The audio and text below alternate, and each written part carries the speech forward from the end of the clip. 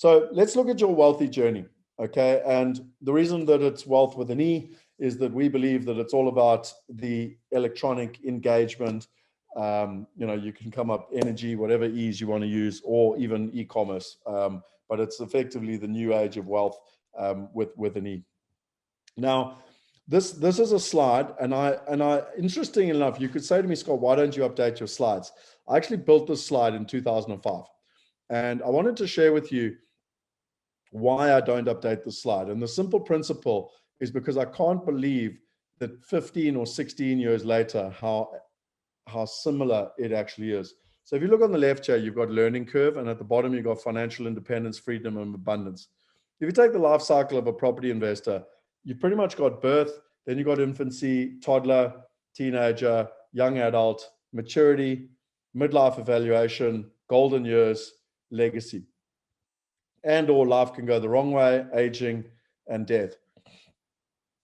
Now, if you look at a human being, the reason that I did this and mapped it out exactly like a human being is that every single one of us is going through the cycle. Whether we like it or not, this is the cycle.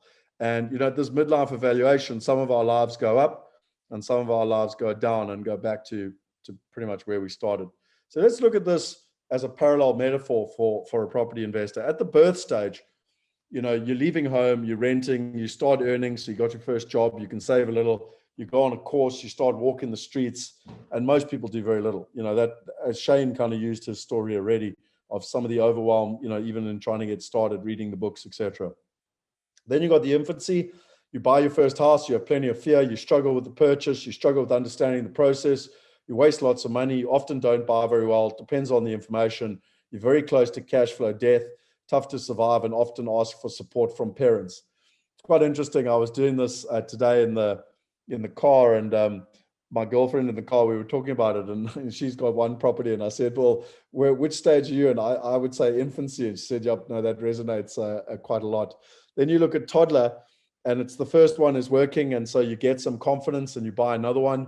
You have no systems. Okay, now remember what you're going to come across now tonight when we talk about Rudy in terms of systems. You have cash flow issues, you've got less than 5 properties, you focus on capital growth. Remember, the middle class investors and professionals focus on capital growth, whereas wealthy people focus on income, and you have no structures in place. Then as a teenager, you have problems getting finance, you focus on cash flow because you realize banks only lend against cash flow. You start to attend courses, you build business plans, you start thinking financially. Again, remember what you're going to see with Rudy's systems. You start to think laterally to succeed. You start doing partnerships. You meet tax and structuring experts. You start building a team, and you also start exploring international property and or commercial property. Then you go to a young adult. You start using the capital growth that you've got in your portfolio. You buy your first international property, which is cash flow positive. You buy your first commercial property, which is cash flow positive. They're all in structures. You keep buying properties, but only if they're cash flow positive. You have a working formula which you replicate, and you have the systems to make sure you can replicate that, and you have a team. Then you get to maturity, and this is where the banks view you as a sophisticated investor. You can leverage your assets to gain more properties. You have a reliable team, deals come to you, you have great cash flow, time consuming with individual investments, so you still find the individual investments very time consuming, and you're looking at doing bigger deals in consortiums. Then you go to your midlife evaluation. It's very time consuming, and wonder if you should sell and consolidate. You had enough of all the hassle. You've got great cash flow. You maintain what you have or move to aging. So you maintain what you got or you move to aging and or you move to your golden years. And in the golden years, so let's go positive to first, it's the zone of knowledge. You're investing globally with the best of breed partners to achieve maximum returns. You need to work with younger, energetic players, and you leverage knowledge, assets, resources to take advantage of the opportunities. And I talk here about the 84-year-old that came to me and was a highly successful business person, and he invested 100 million Rand, which was at the time about $10 million in Australia, and really took advantage of knowledge, assets, and resources, even at the age of 84, to keep creating opportunities. Then the legacy, which is the zone of fulfillment and contribution. This is living in financial freedom. It's contributing to society. It's passing on the inheritance to people close to you. So it's effective generational wealth. That's the positive side. The other side is aging. Most of the mortgages are interest only. You can't remortgage because the bank don't lend to older people. You start selling off the assets and you're living off the cash flow. And then sometimes people go from toddler straight to aging, which is where they skip all the nice parts that we've already mentioned. And then you finally go to death, which is where the property is passed on in your personal name to people in the will. There's large death duties which leave those who receive the property, and often they can't afford them, and so they sell. And so the wealth is actually dissipated. And I use the story of my family story, the McIntoshes. We owned a lot of the property up and down Field Street, which is the main street in Durban. We owned property all the way to the Umgani River. And yet when I don't know how many generations ago died, it was all with bad estate planning. The family couldn't afford to keep it, sold it off to pay the estate duties, and the rest is history. So what I find really interesting, and I invite Shane and Lee to comment on this quickly, is that these slides were created in 2005. And when you look at what's being created through IPS, through Wealth Migrate, through the Wealth University, and now recently with Private Wealth Global, can you see how we've been trying to create systems to help people all the way through this process?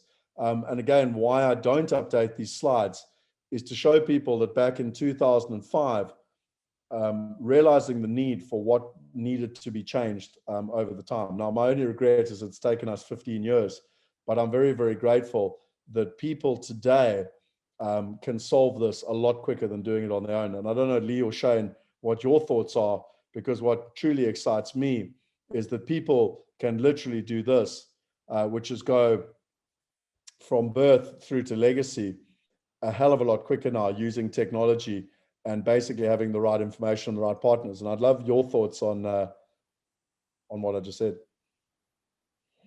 Yeah, absolutely. Scott, as you know, I have got a elder teenage son, and I equate this to when we tried to show him an olden day telephone, one of those ones where you had to speak into the microphone and you had to turn it, and he looked at it in a museum and went, what the hell is that? Because he's grown up in the age of cell phones and having all the information at his fingertips, and how quickly it is to communicate and to move forward and to grow. And that's exactly what we have been creating here, is to give the information and the processes and have everything in place so that you can actually grow and scale quickly. So it's very exciting to have seen the journey from where you came from 15 years ago. I have only been part of it since 2016, along for the ride with the Wealth Migrate and Global Wealth team. But it is phenomenal to see the leaps and bounds that have happened since then. Yeah, and I think what's exciting, Lee, is that, this is not about me, it's about our team.